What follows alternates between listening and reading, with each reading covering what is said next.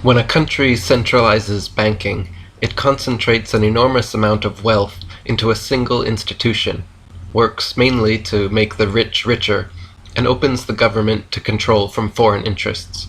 As Bill Clinton's mentor Dr. Carroll Quigley wrote, "The powers of financial capitalism had another far-reaching aim, nothing less than to create a world system of financial control in private hands, able to dominate the political system of each country and the economy of the world as a whole. This system was to be controlled in a feudalist fashion by the central banks of the world, acting in concert, by secret agreements, arrived at in frequent private meetings and conferences. The apex of the system was the Bank for International Settlements in Basel, Switzerland, a private bank owned and controlled by the world's central banks, which were themselves private corporations. The growth of financial capitalism made possible a centralization of world economic control and use of this power for the direct benefit of financiers and the indirect injury of all other economic groups." As Jim Marrs said, "Anyone seeking to prove the existence of conspiracies in America needs look no further than the origin of our present central bank. Here is a well-documented conspiracy involving the very names tied to modern secret societies." Jordan Maxwell said, "Somebody is using us. The business of banking was set up in the year 1099. An income tax form is a 1099. Who decided on that? Think about it. With institutions like IMF and World Bank, along with new union currencies like the EU euro, further consolidating and centralizing the world's banking and currencies, the amount of worldwide influence these international bankers have on world economies and politics is extraordinary. Their method of control is just like a loan shark or the mafia. Firstly, to qualify for loans, desperate nations are forced into pawning mines, railways, forests, power, or water companies. Then to pay off the loans, nations are forced to do things like ignore environmental laws, lower wages, cut back on education or healthcare, and privatize or sell off their resources to crooked corporations like Enron and Exxon. Whenever these poor countries cannot pay off the loans, the generous international banksters simply give new, higher interest loans to pay off the old ones, further indebting and enslaving the nation. As Mayor Amschel Rothschild said, "Let me issue and control a nation's money, and I care not who writes the laws."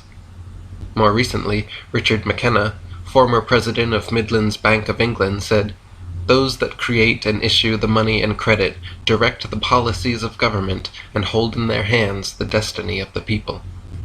Alex Christopher wrote, "It is a well-known fact that international bankers have financed nations to fight against each other. Where do you think the countries get their money to buy tanks, guns, uniforms, etc., to arm their nation for war? They borrow from international bankers. International bankers have financed both sides of countries at war with each other.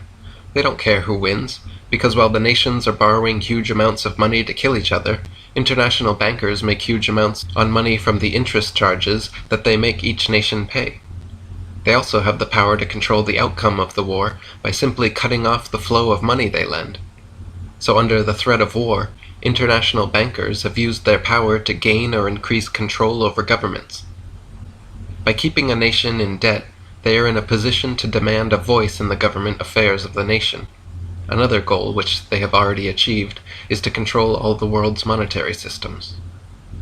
Thomas Jefferson said, "I sincerely believe that banking establishments are more dangerous than standing armies.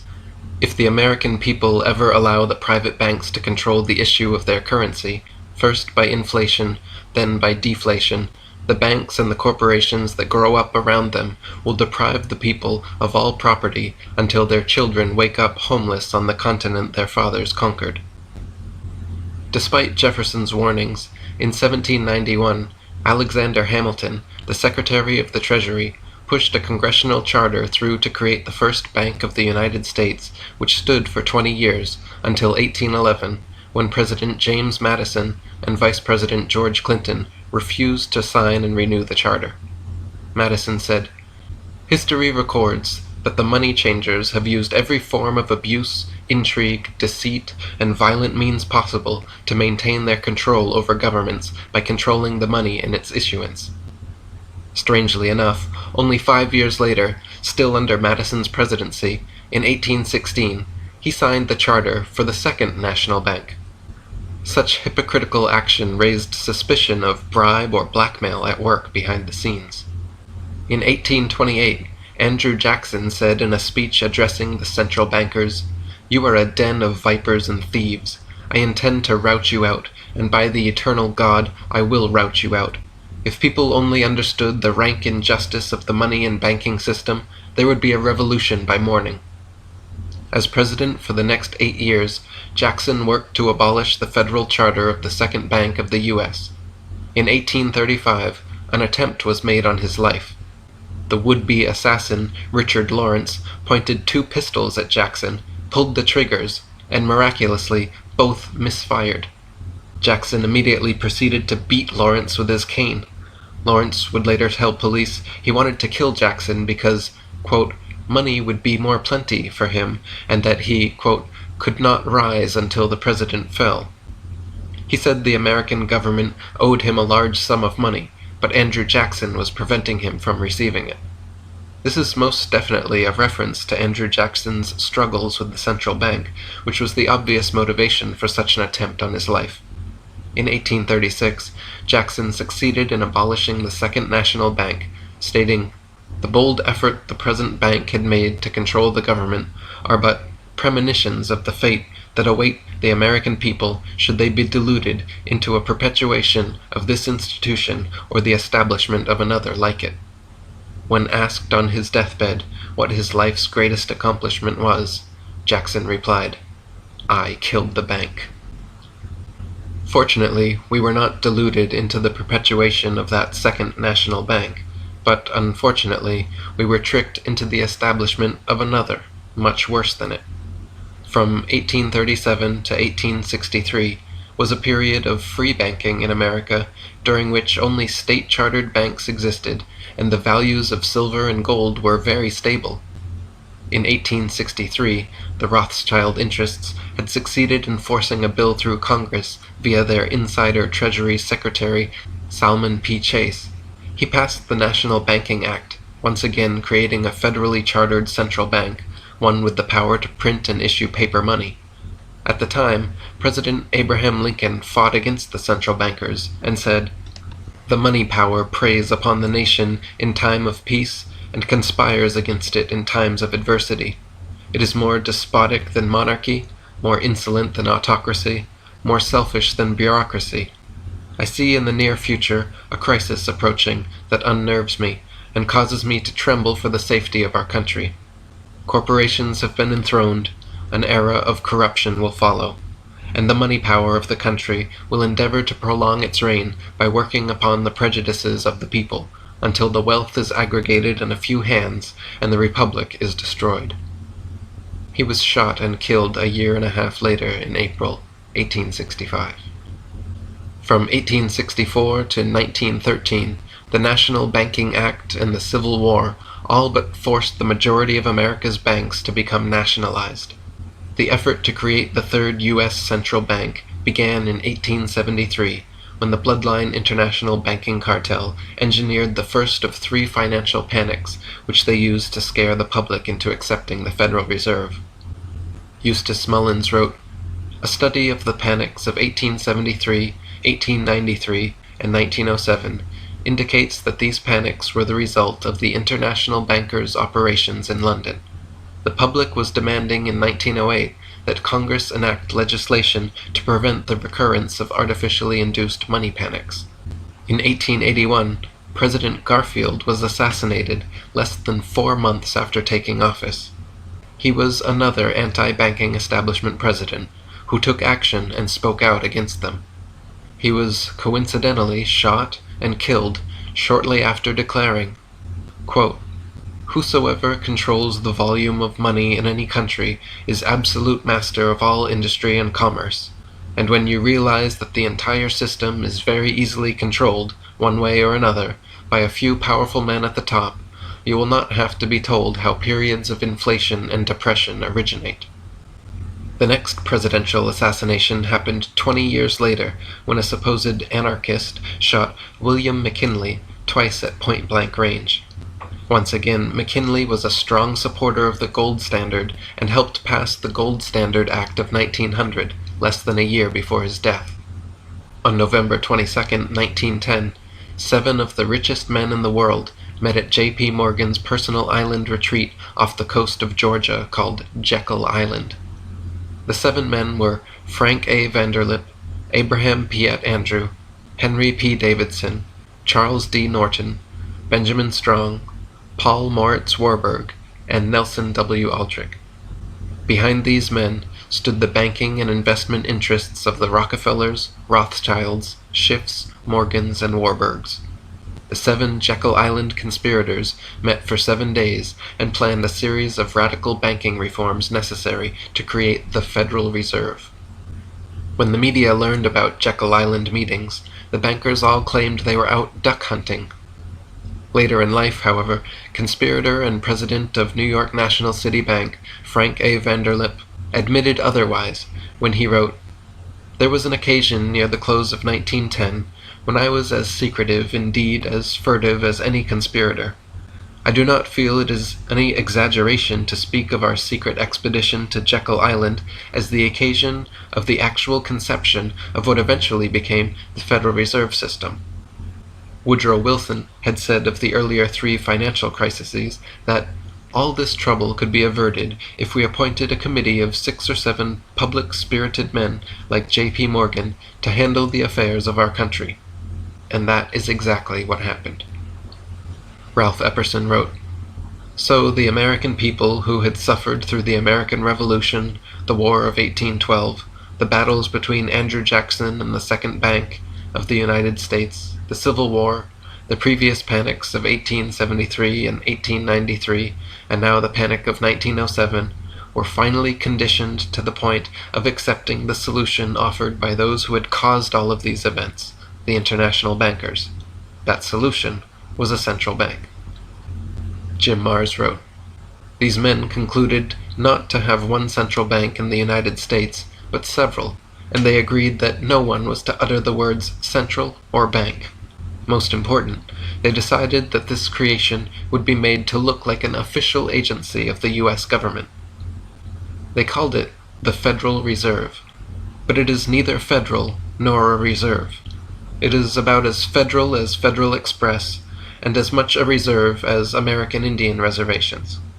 It is a network of banks, 5 originally, now 12, headed at the New York branch, all of them privately owned, but made to appear like an official government agency. The original stockholders of the Federal Reserve were Rockefellers, Rothschilds, Warburgs, Russells, Morgans, Peabodys, and Reynolds, all Illuminati families." Fritz Springmeier wrote, "The Federal Reserve Bank of New York was controlled by 5 banks which owned 53% of its stock. These 5 banks were controlled by Nathan M. Rothschilds and Sons of London. Control over the U.S. Fed is basically control over the world's money. That fact alone shows how immense the Rothschilds' power is. If one examines who has been appointed to head the Fed and to run it, the connections of the Federal Reserve System to the Rothschilds can further be seen. Another private enterprise using the name Federal that the Rothschilds also direct is Federal Express. Anyone else might be taken to court for making their businesses sound like they are government, not the Rothschilds. It is appropriate for them to appropriate the name of Federal because, by way of MI6 via the CIA, they instruct the U.S. government. Senators are bought and paid off by their system, as investigators of the BCCI are discovering. In 1913, in an effort to pacify dissenters, the conspirators pre-planned a fake opposition to their central bank scheme. House Banking and Currency Committee Chairman Carter Glass wrote what was promoted as an alternative solution, the Federal Reserve Act. Jim Marrs wrote, "Jekyll Island planners Vanderlip and Aldrich spoke out venomously against Glass's bill, even though entire sections were identical to the Aldrich plan. It was clearly an effort to garner public support for the Glass Bill by the appearance of banker opposition. The appearance of opposition by Wall Street was necessary. William McAdoo, Wilson's son-in-law, who was appointed Secretary of the Treasury, later revealed, "Bankers fought the Federal Reserve Act with the tireless energy of men fighting a forest fire. They said it was populistic, socialistic, half-baked, destructive, infantile, badly conceived, and unworkable." However, McAdoo said in interviews with these bankers, "I perceived gradually, through all the haze and smoke of controversy, that the banking world was not really as much opposed to the bill as it pretended to be." Wilson signed the Federal Reserve Act on December 23, 1913, just 2 days before Christmas, with some congressmen already home for the holidays, and with the average citizen's attention clearly elsewhere. In 1913, Congressman Lindbergh warned that the Federal Reserve System establishes the most gigantic trust on earth. When the President signs this act, the invisible government by the monetary power will be legitimized. The new law will create inflation whenever the trusts want inflation. From now on, depressions will be scientifically created. After the bankers finished profiting from the World War, they decided to cause an economic depression in the US so that they could further buy up the market, further expand government, and further control the American people. Creating booms, busts, recessions, and depressions is completely scientific when you decide the amount of money printed and circulated.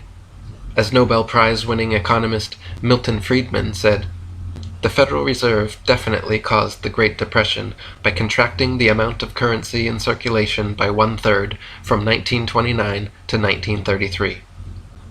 Gary Allen wrote, "To think that the crash of 1929 was an accident or the result of stupidity defies all logic.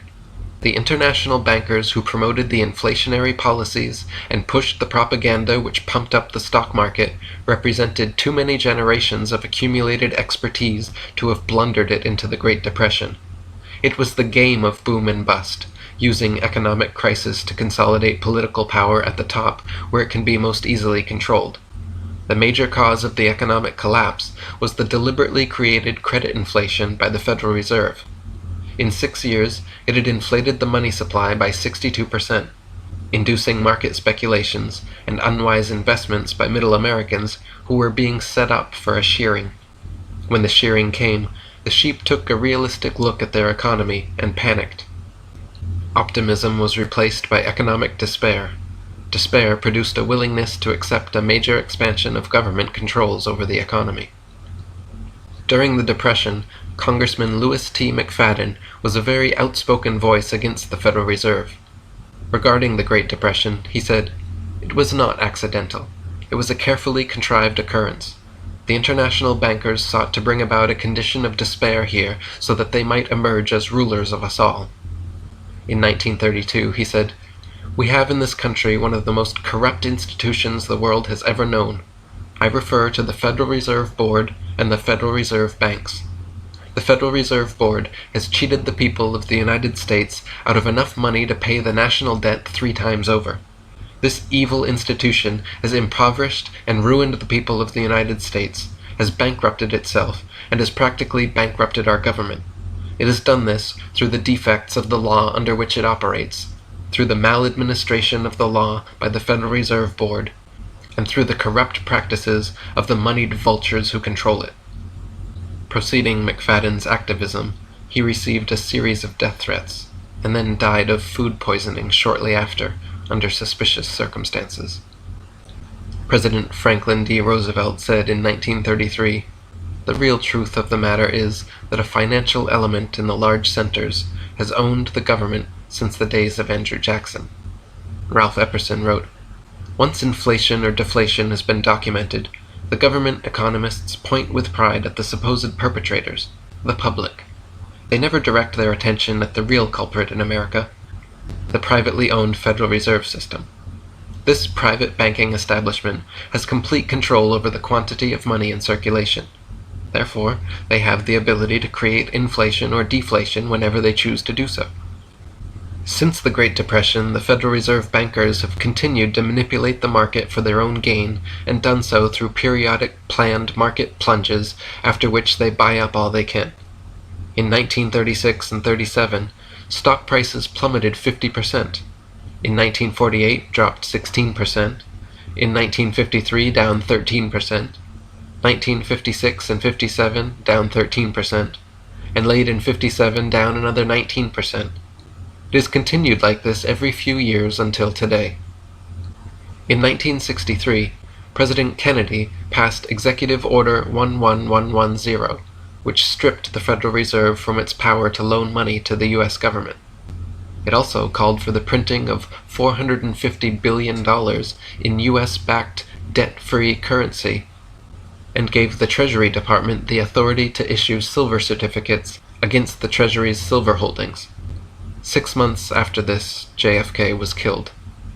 As soon as his successor Lyndon Johnson took office, the first thing he did was suspend the printing of JFK's silver certificates, and took them out of circulation. Ron Paul said, "It's money out of thin air. It's the secrecy of it all that's so bad. The ownership is by members of all the banks. It is something Congress created.